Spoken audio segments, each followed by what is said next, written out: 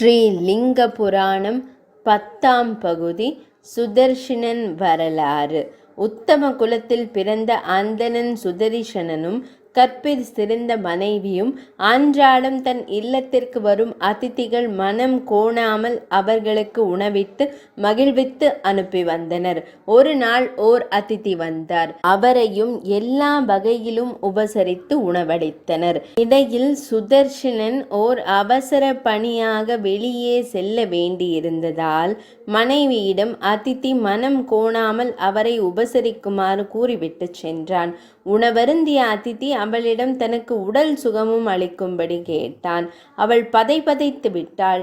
கற்புக்கு பங்கம் வரும் அல்லது அதிதிக்கு உபச்சார குறைவு ஏற்படும் என்று எண்ணி செய்வதறியாமல் தவித்து கொண்டிருந்த போது சுதர்சனன் இல்லம் திரும்பினான். அதிதிக்கு எல்லா சௌகரியமும் கிடைத்ததா, பூரண திருப்தியா என்று கேட்க மனைவி பதைபதைத்திருக்க அதிதி அந்தணர் மனைவி அறுசுவை உணவுடன் உடலுக்கு சுகமளித்து திருப்தி கொடுத்தாள் என்று கூறினாள்.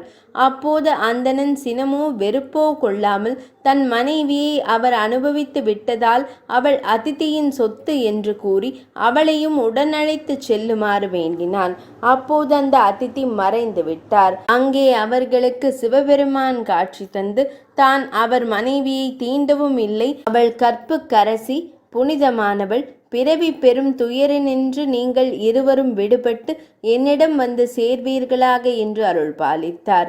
இவ்வாறு அதிதி பூஜையின் மேன்மையை பிரம்மதேவர் தாருகா வனத்து முனிவர்களுக்கு எடுத்துரைத்தார். மேலும் அம்முனிவர்கள் இறைவன் திருவடிகளிலேயே சரண் புக அவரை வழிபடின் அவர் அருளால் முனிவர்களின் துன்பங்கள் நீங்கும் என்று அறிவுறுத்தினார். அடுத்து பிரம்மதேவர் அவர்களுக்கு துறவின் தன்மையை எடுத்து கூறியதுடன் துறவிகள் மட்டுமின்றி மற்றோரும் ஈசன் பேரருளுக்கு பாத்திரமானவர்களே, தாம் செய்யும் கர்மாக்களை அந்த பெருமானுக்கே அர்ப்பணித்து அனைத்திலும் ஈசனை காண்பவர் முக்தி அடைவர் என்று கூறி அருளினார். 10ஆம் பகுதி நிறைவடைந்தது.